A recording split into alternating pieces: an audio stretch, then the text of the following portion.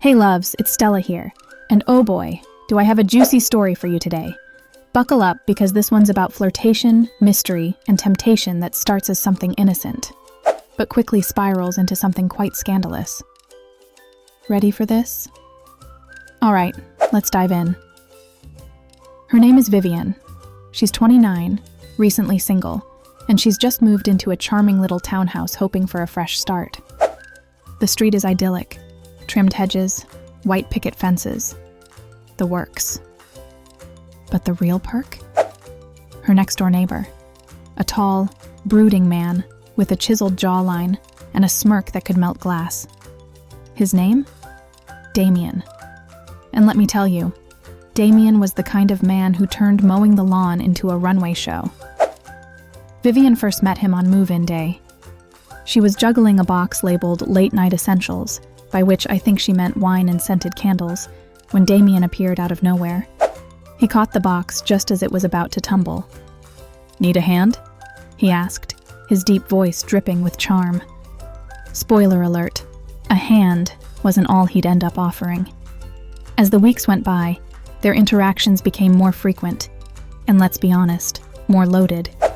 A wave from across the fence turned into conversations about travel, cooking, and then something else. One day, as they stood awkwardly stuck at his fence line, Damien leaned in and said, "You know, Vivian, this neighborhood is usually pretty quiet, but somehow you've made it a lot more exciting." Excuse me, was that a compliment or a proposition? Or both?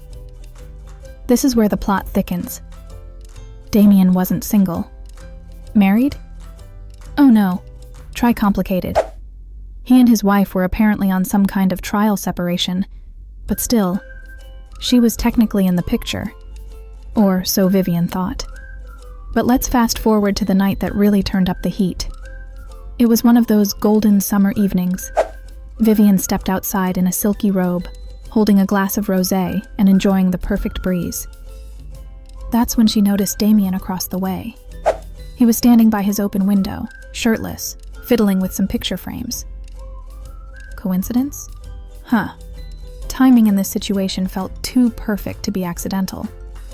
Vivian locked eyes with Damien, and for what felt like an eternity, neither of them looked away. Finally, she broke the spell by looking down and smiling into her rosé. And what do you know? Before she even made it back inside, there was a knock on the door. Guess who? Yup, Mr. Runway Lawn Care himself. He came up with a lame excuse about borrowing tools, but let's be real. Borrowing didn't seem to be his strong suit. Damien's vibe screamed, taking. Vivian handed him some wrenches or whatever was nearest, and as she stepped closer, he reached out to gently brush a stray strand of hair away from her face. The kind of move that instantly makes your stomach flip, but makes your head scream, "Danger, girl." So what did Vivian do? Did she close the door and choose sanity? Of course not. She invited Damien in. As they sat on her couch sipping more rosé, the atmosphere grew heavier. Damien opened up about his complicated relationship, saying things like, "Sometimes people grow apart," and "When you know, you know." Typical, right?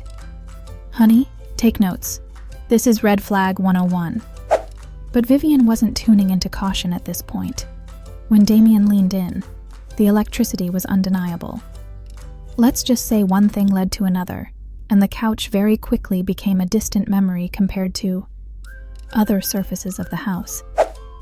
But here's where it gets even juicier. Or should I say messier? A few weeks later, Vivian came home to find a letter tucked under her door. It wasn't from Damien. It was from his wife. Yup. Mrs. Damien had returned, and judging by the tone of her letter, she knew exactly what had been happening. How? Well, Damien didn't exactly have a poker face at the breakfast table. The letter wasn't angry. It was calm, measured, and even a little scary in its politeness. She mentioned knowing the difference between mistakes and choices, and wishing Vivian the best in finding her own happiness elsewhere. Ouch, right? Vivian packed her bags within the week, and moved to a new neighborhood. In hindsight, she said the temptation was intoxicating but short-lived, kind of like cheap champagne. Sweet at first, but leaves a nasty headache later.